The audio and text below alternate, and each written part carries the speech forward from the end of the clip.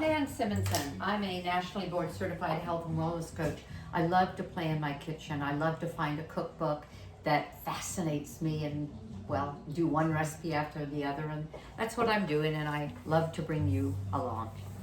So I purchased Simple and Delicious Vegan by Michaela Weiss, who has a YouTube presence and has lots of recipes and lots of presence on social media under Elavegan.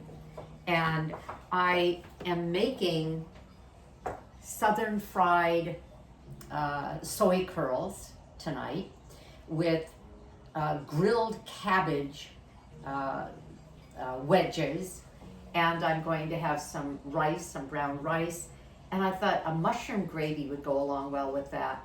And I like the idea of having a mushroom gravy around for a number of things, and her mushroom gravy can be covered and stored in the refrigerator 14 days or in the freezer for up to 2 months. Yay. So I'm beginning with dried mushrooms. That's the other thing I thought was intriguing about this. I don't always have fresh mushrooms around, but I do buy dried mushrooms. I order them on Amazon. I always have shiitake around because I love a shiitake mushroom in a stir fry. And when they are purchased dehydrated, they're more chewy, less viscous, more chewy, and I actually like them that way, but I'll buy them fresh as well. And then porcini, and porcini are a forest floor mushroom, and they can be very heady, rather strong. And this recipe has the option of using a little oil to saute the aromatics like the onion, or just broth, and it also has the option of using red wine or just broth. Well, from our drinking wine days, it's been a couple of years, I kept, and I don't know how good it is, I'll smell it, but I like the idea sometimes, and I have let me back up. I have a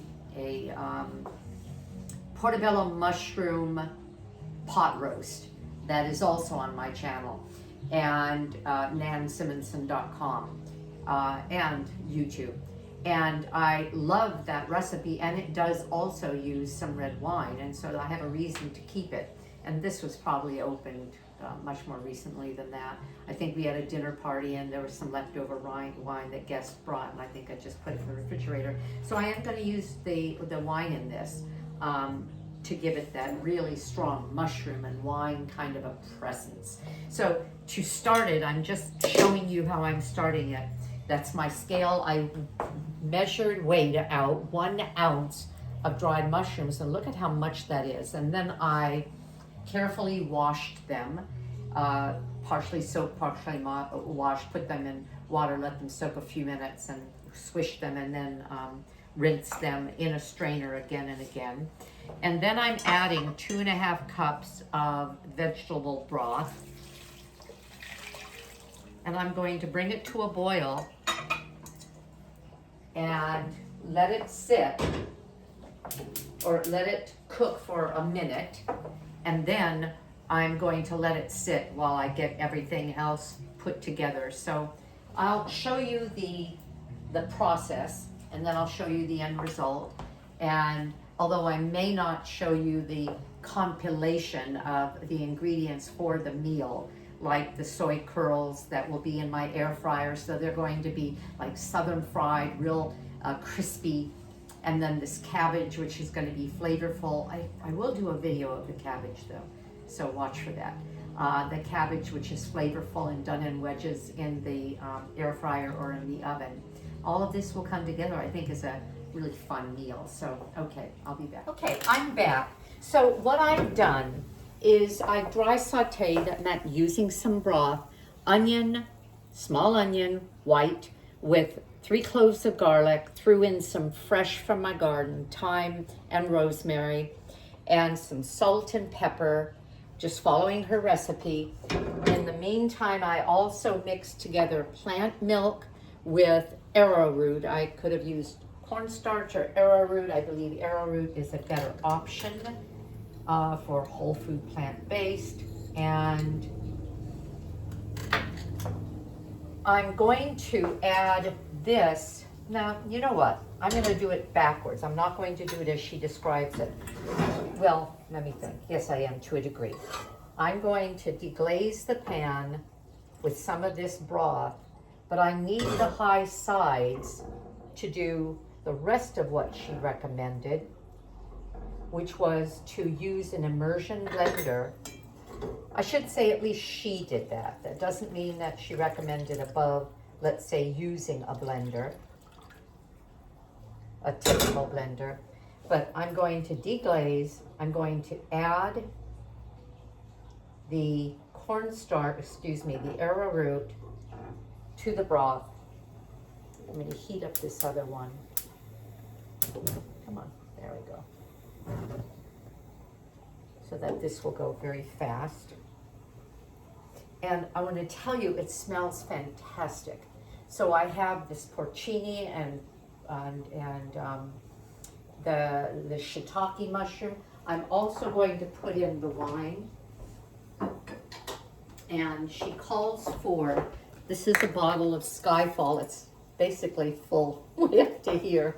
And I think it was from the last party that we opened it, or someone opened it, and it just never got drunk.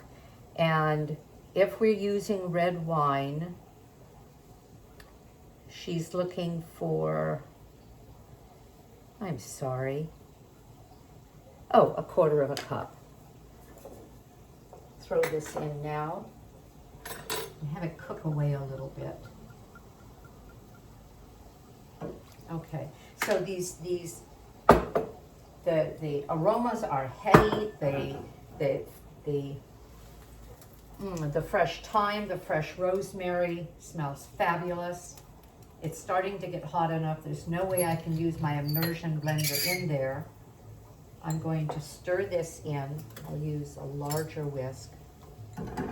See, I can use the whisk in this more easily than that because that has big chunks of mushroom. I'm interested, because she didn't say to cut the mushroom down, I'm interested to see how well this immersion blender is going to break down the mushrooms. Okay.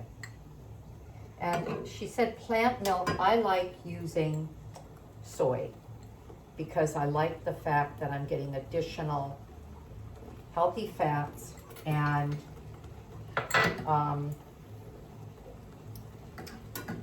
protein. The soy milk is 9 grams of protein per cup. That's about equivalent to regular milk. So a glass of soy milk with a meal that isn't necessarily rich in plant protein can be a real bonus. Okay, now I'm going to pull this one over, put this in. Can you see how much texture there is in this? And I like the idea of using the immersion blender rather than a regular blender, so that it remains, I won't say chunky, but that it remains textured. Okay, got it? There we go. And if it's thicker than you want, you add more broth. If it's too thin, you can add a little bit more cornstarch or arrowroot. Okay. While it's continuing to thicken, oh, it smells fabulous. I'm going to use the immersion blender. Immersion blenders usually have 2 for a safety feature, because this could be very dangerous. They require 2 direct points of contact. And you lay it, the best way is you lay it down and go forward. If you lift it too high, it splatters all over. And quite often,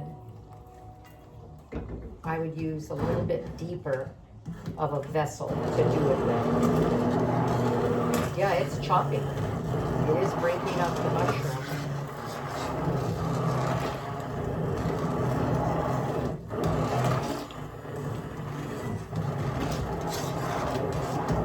I can't wait to have this.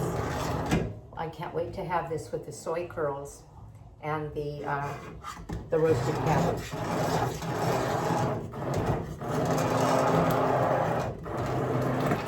As soon as I do that recipe, the roasted cabbage video, I'll add the link to that in this description as well. I'm not sure I'll have it done the same week as this, but I think this is going to be a really flavorful meal.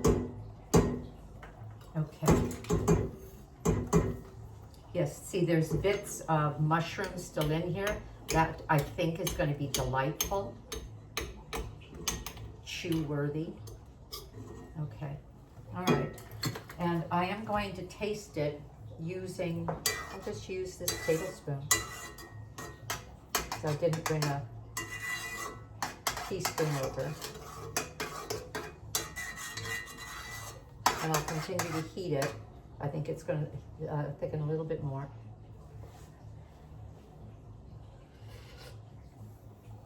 Oh, that's just lovely. Here. So remember, there was onion, garlic, thyme, fresh rosemary. There's red wine, which actually, you know what, I could have done without. I can't taste it that much. It would have been fine without it. So I think some of you are saying, I'm not doing that, and I could have not done it either as well. And get some of the foam to go down so that it takes on that beautiful dark shine that hers has. And that's it. Give it a try. Consider her book. I get nothing for telling you that, but I think she has some wonderful things here. And give me a thumbs up, subscribe to my channel. I'd love to see you again. And we'll talk to you soon. Have a great day, because I know I'm going to. Bye-bye.